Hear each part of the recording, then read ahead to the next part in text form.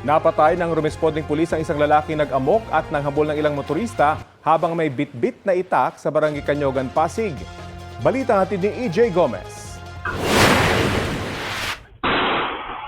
Umalingaw-ngaw ang putok ng baril sa bahagi ng Mabini Street sa Barangay Canyogan, Pasig City kahapon.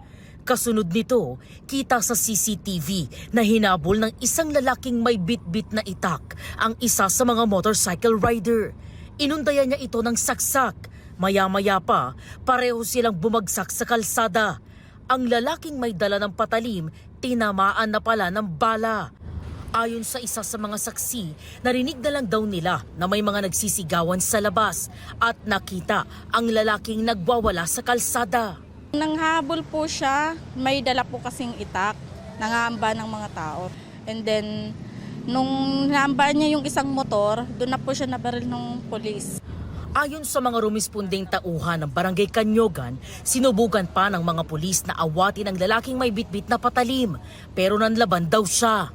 Imbis na ibaba, sinugod yung ating kapulisan. Hanggang sa mahawakan niya sa pa yung ating kapulisan, hanggang sa madapa. Kaya hawak niya pa rin yung kanya patalim. Hanggang nangabol na naman na isang motorista na natumba. Kaya wala nang nagawang kapulisan, kundi gano'n na nga, paputukan siya.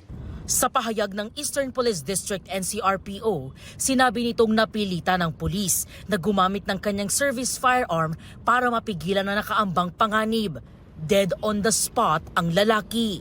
Dinatnan nga namin, meron na mga kapulisan doon na sokot. Subsub na yung tao. Wala nang buhay talaga. May dibdib na tumagos sa likuran. Yung tama ng bala. Narecover sa lalaki ang 20 pulgadang itak. Wala naman daw motoristang nasugatan ayon sa barangay. Inaalam pa nila ang pagkakakilanlan ng lalaki.